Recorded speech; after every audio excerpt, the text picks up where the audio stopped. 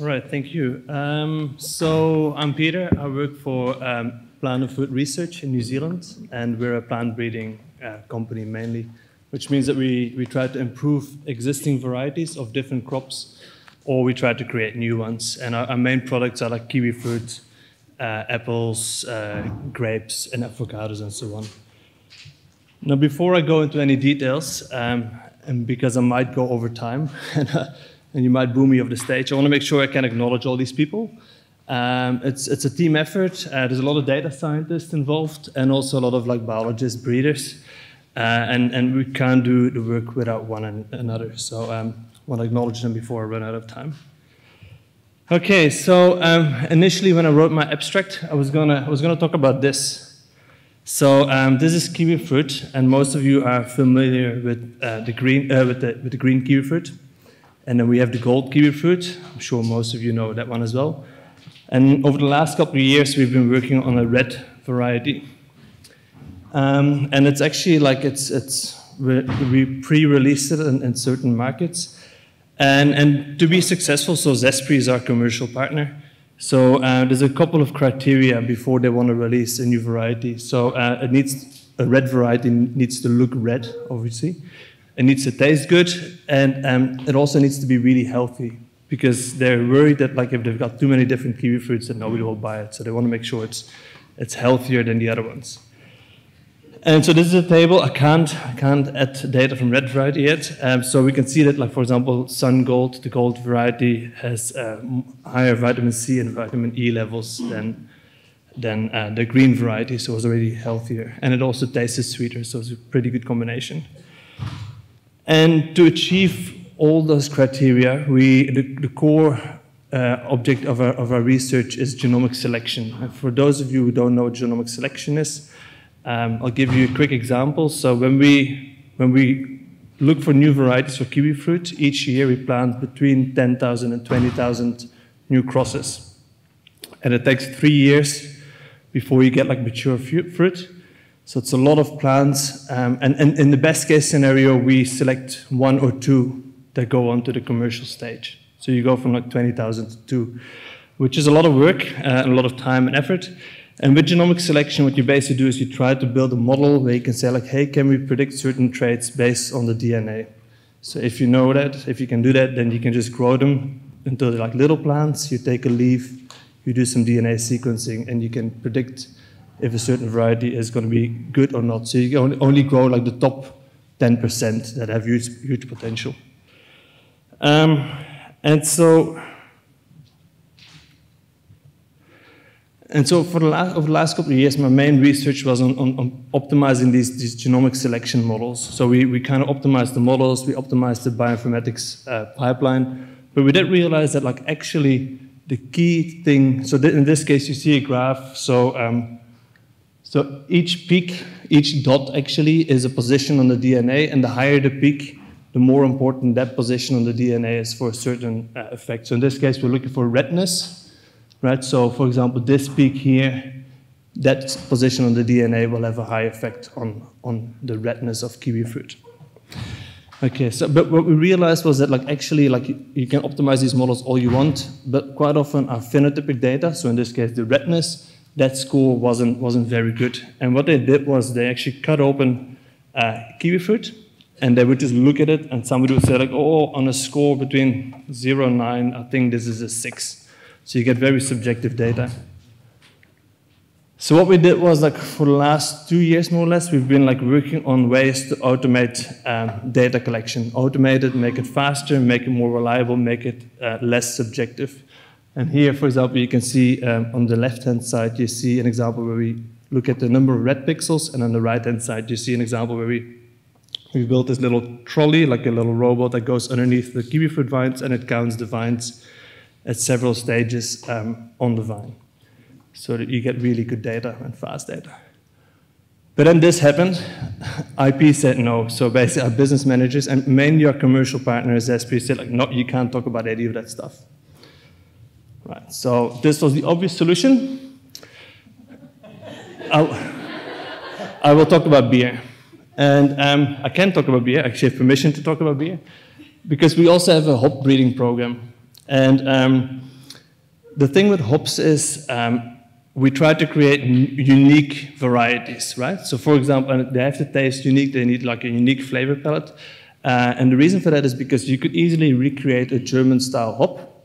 But if you want to buy a German-style hop, you're not going to buy a German-style hop from New Zealand, you're going to buy a German-style hop from Germany. Right? So it's really important to get a unique variety. But the key thing with hops is the data that comes back, people don't eat hops, they drink the beer and they taste the beer. And we always get like sensory comments back from expert panels, how they like our beer. So we have this guy here, Ron Beetson, he's our main hop breeder. He's a very happy guy because his whole life is basically brewing beers and sending it away and getting feedback. And so these sensory comments can be something like, this beer is delicious, it has a fruity aroma, this beer tastes bad, too bitter, and so on. Right? So usually Ron each year would go through like hundreds of like these sensory comments, and he would somehow work out which hop would be the best one to move forward to a commercial trial.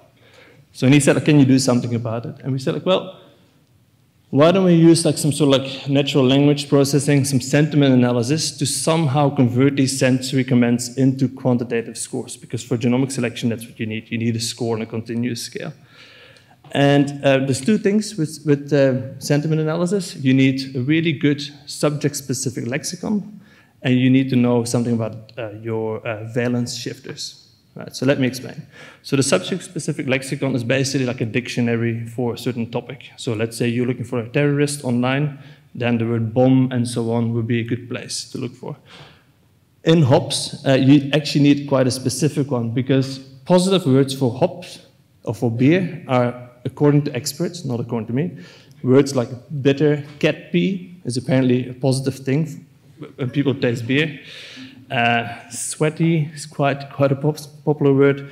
And the words like unique and different in our case are really important as well because we're looking for like unique and different hops, different from the rest of the world. Negative words are sweet, it tastes okay, okay is negative, or normal is also negative. And then you've got like these valence shifters. So valence shifters are things like it's too bitter, or it's like it's a little bit sweet, and you know those tiny little words. So you can look at the examples yourself. I'm not going to read them, just to make sure I don't go over time.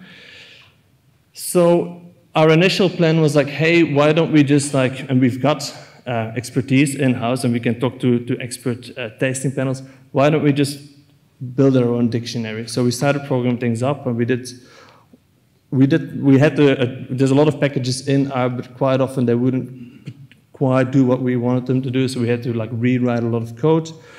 And we started like playing around, but the key thing is like you don't just want to say like this word is positive or this one is negative.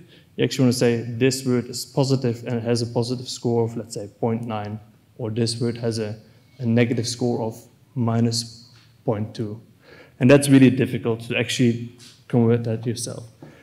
So we thought for a long time, and then we decided to just take a different approach. So we developed this Shiny app called Happy Talk. And Happy Talk is basically a Shiny app that sits on the benchtop in a bar. You can just put it there. And people can taste beer. So usually we do it with like craft breweries that use samples of our hops. And people can drink beer, they can taste it, and then they enter, continue. So they enter, first of all, they select the beer, because we don't only want to have like a beer-specific lexicon, we want to have like a lager-specific lexicon, an IPA-specific lexicon, and so on. Because some beers, you want them to be bitter, otherwise you want them to be sweet, and so on. So they select the type of beer, and then they say something like, a lovely, nice mouthfeel, something like that, right? And then they have to enter at least one positive keyword and at least one negative keyword. Right, and then they go to the next step. And then the app already applies sentiment analysis, like we already have the algorithm in the Shiny app, so it actually tries to predict based on what they said. So based on this one sentence here, it tries to predict, it tries to predict if how people feel about it. So in this case, it says like, oh yeah, it sounds like you really enjoyed this beer, because it can work out from that one sentence if it likes the beer, yes or no. And then they have to rate the beer, so they actually give it a score between 0 and 9. And what we can do is we can basically collect all that information, and then we build an algorithm, which I won't discuss, but basically we can set word-specific weights for positive words, for negative words, and so on. We can do all that, and eventually we can convert these sensory comments into like continuous scores. So in this case, you can see that like the top one is obviously positive, the second one has a positive and a negative sentence, and then the third one is just negative. So, and you get these scores of like plus 1.67 or minus 5.15. So what are the outcomes so far? Because we're only doing this, it's a pilot project for now. So the outcomes are that like Planet Food actually is sitting on like the beer-specific lexicon, and we're actually claiming IP around that. And we've also got a grape program, so we're also working with the wine industry. So we're going to do the same thing for wine. We can do a lot of like faster data collection, faster data analysis, and obviously the hops people are really happy because they can finally do some more reliable analysis. And just as a side note, if you really are here for like healthy things, there's this product on the market. It's a pill to help you lose weight, and it's based on hops. So yeah, thank you.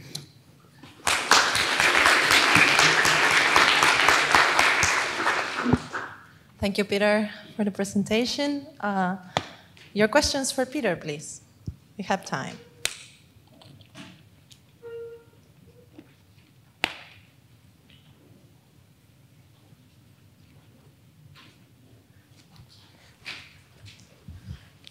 Thank you for your talk. So what is the main application of the model you have built? Sorry, what is the main application of the predictive model you have built? It's for genomic selection again. So we use, so again, like we grow like hundreds of hop plants, and we want to try to predict based on the DNA if people, basically we try to predict if people will like a hop variety, yes or no. So, and then we can only plant out a certain percentage of the hop plants instead of like all hundreds of thousands.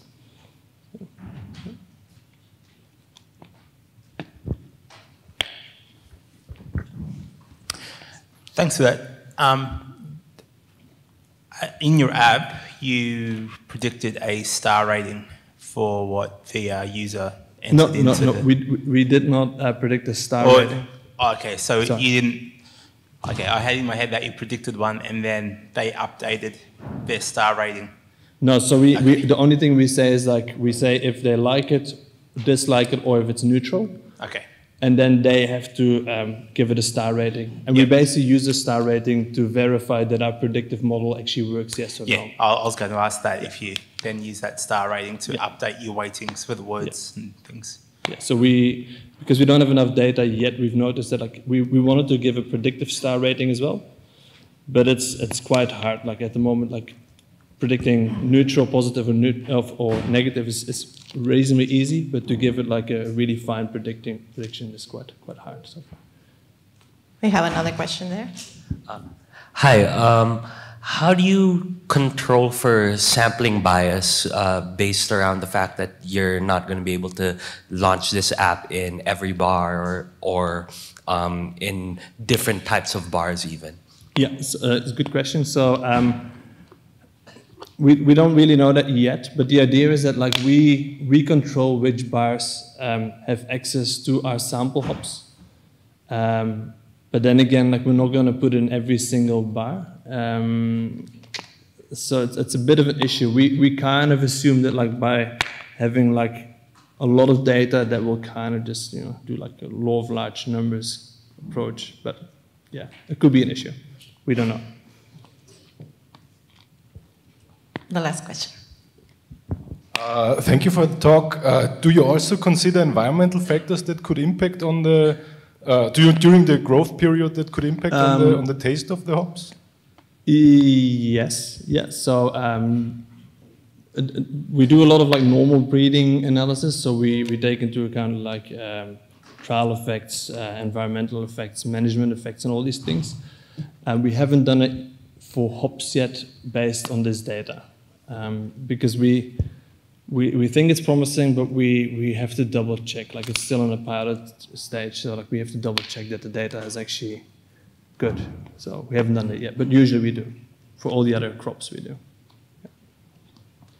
Thank you very much, Peter, and the great questions. Let's thank our speaker, please.